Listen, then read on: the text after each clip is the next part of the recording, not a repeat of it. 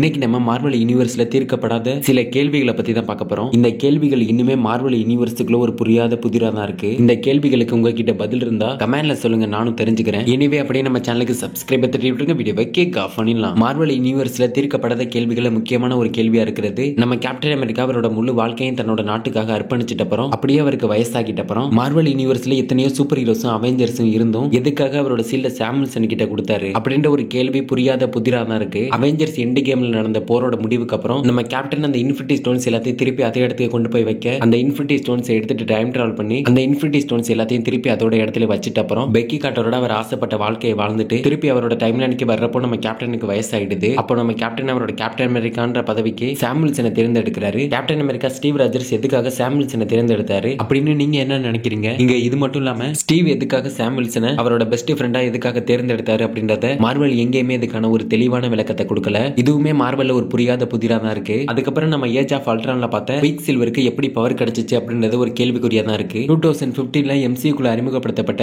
வாண்டா, Pietro Maximoff, Scarlet Witch, Quicksilver அப்படின்னு இவங்க எல்லாரும் ஹைட்ராவோட ஒரு ஆராய்ச்சியில தன்னை ஈடுபடுத்திக்கிட்டதுனால தான் இவங்களுக்கு பவர் கிடைச்சதை சொல்றாங்க. ஆனா அதுக்கான சரியான விளக்கம் எங்கேயுமே கொடுக்கப்படல. மைண்ட் ஸ்டோனை வெளிப்படுத்துறது தான் இவங்களோட திறமையா நமக்கு முதல்ல காட்டப்பட்டிருந்தாலும், எலிசபெத் ஓல்சன்ஸோட வாண்டா மேக்ஸிமஃப் மைண்ட் ஸ்டோனோட ஒரு குறிப்பிட்ட மந்திர சக்திகளோட வாண்டா மேக்ஸிமஃப் பிறந்ததா வாண்டா விஷன் தெரிஞ்சுக்கிறாரு. இதனால பியட்ரோ மேக்ஸிமஃபோட ஆரிஜின் ஸ்டோரி நம்ம தெரிஞ்சுக்கிறதுக்காக இதை பத்தி யோசிச்சு பார்க்கும்போது மேலும் மேலும் குழப்பத்தை தான் ஏற்படுத்துது. இருந்தாலும் பியட்ரோ மேக்ஸிமஃப் எந்த ஒரு சக்திகளோடையும் பிறந்ததா எங்கேயுமே அவங்க தெளிவா மென்ஷன் பண்ணல. அப்படி இருக்கும்போது இதுவும் MCU-ல ஒரு புரியாத புதிரா தான் இருக்கு. இந்த ஒரு புதிருக்கான விளக்கத்தை மார்வல் எங்கேயுமே ஏன் தெளிவுபடுத்தல அப்படின்னா, குயிக் சில்வர் அறிமுகமான முதல் படத்திலேயே அவர் இறந்துருவாரு. அதோட மார்வல் இந்த கேரக்டருக்கான ரைட்டிங் அதோட மூடிட்டாங்க. சப்போஸ் குயிக் சில்வர் இறக்காம இருந்திருந்தா குயிக் சில்வரோட இந்த புரியாத புதிருக்கு பதில் கிடைச்சிருக்க வாய்ப்புகள் இருக்கு. எனிவே அதை தொடர்ந்து மார்வல் யூனிவர்ஸ்ல அடுத்து நம்ம பார்க்க போற மிகப்பெரிய புதிரான தி சோல் ரிலேம். MCU-ல இருக்க 6 இன்ஃபினிட்டி ஸ்டோன்ஸ்ல சோல் ஸ்டோனை தவிர மீதி எல்லா ஸ்டோன்ஸையும் இன்ஃபினிட்டி வார்ல தானோஸ் எடுக்கிறதுக்கு முன்னாடி ஸ்டோன்ஸ் எல்லாத்தையும் ஒரு சக்தி வாய்ந்த ஆயுதமா பாதுகாத்துட்டு வந்துட்டு இருந்தாங்க. அதுல சோல் ஸ்டோனை மட்டும் தான் இன்ஃபினிட்டி வார்ல முதல்ல நமக்கு அறிமுகப்படுத்தினாங்க. வேர்மில்ல உள்ள ரெட் ஸ்கல்லால இந்த சோல் ஸ்டோன் பாதுகாக்கப்பட்டு இருந்துச்சு. இந்த ஸ்டோன் என்ன செய்யும், இதோட செயல்திறன் என்ன, இதை பயன்படுத்துறவங்களுக்கு இது என்ன மாதிரி விளைவை ஏற்படுத்தும் அப்படின்றது எல்லாமே எங்கேயுமே தெளிவா விளக்கப்படாத ஒரு உண்மைன்னு கூட சொல்லலாம். இது எல்லாத்தையும் விட தானோஸ் சோல் ஸ்டோனை எடுத்துட்ட அப்புறம் சோல் ரிலேம்ல அவரோட பொண்ணான கமோராவை மீட் பண்ணுவாரு. சோல் ஸ்டோன் தானோஸ் கிட்ட வந்துட்ட அப்புறம் தானோஸ் எப்படி சோல் ரிலேம்ல கமோராவை மீட் பண்றாரோ அது மாதிரி ஹல்க் கிட்ட சோல் ஸ்டோன் வரும்போது அவரையும் சோல் ரிலேம்க்கு போகல. கடைசியா சோல் ஸ்டோன் நம்ம அயன்மேன் கிட்ட வந்திருக்கும். அப்போ நம்ம அயன்மேன் ஏன் சோல் ரிலேம்க்கு போகல அப்படின்ற ஒரு கேள்வி வரதான் செய்து, தானோஸ் சோல் ஸ்டோனால சோல் ரிலேம்ல கமோராவை மீட் பண்ண மாதிரி நம்ம ஹல்க் அந்த இன்ஃபினிட்டி கான்லெட்டை போட்டுட்டு ஸ்னாப் போடும்போது சோல் ஸ்டோனால சோல் ரிலேம்ல ஹல்க்கும் ப்ரூஸ் பேனரும் ஒருத்தர் சந்திச்சுக்கிற மாதிரியான ஒரு சீக்வன்ஸுமே ரெடி பண்ணிருக்காங்க. ஆனா இந்த ஒரு சீக்வன்ஸை படத்துல இருந்து மொத்தமா டெலீட் பண்ணிட்டாங்க. என்ன காரணத்துக்காக இந்த ஒரு சீக்வன்ஸை டெலீட் பண்ணாங்கன்னு தெரியல. ப்ரூஸ் பேனரும் அவருக்குள்ள இருக்கிற ஹல்க்கும் ரெண்டு பேரும் ஒருத்தர் சந்திச்சுக்கிட்டதும் ரெண்டு பேரும் அவங்களுக்குள்ள என்ன பேசிப்பாங்க அப்படின்றதே ஒரு புரியாத புதிரா தான் இருக்கு. இன்னைக்கு நம்ம பார்த்த மார்வல் யூனிவர்ஸ்ல உள்ள தீர்க்கப்படாத கேள்விகள்ல இன்னும் எக்கச்சக்கமான கேள்விகள் MCU-க்குள்ள இருக்க தான் செய்யுது. இன்னைக்கு நம்ம பார்த்த கேள்விகளை தவிர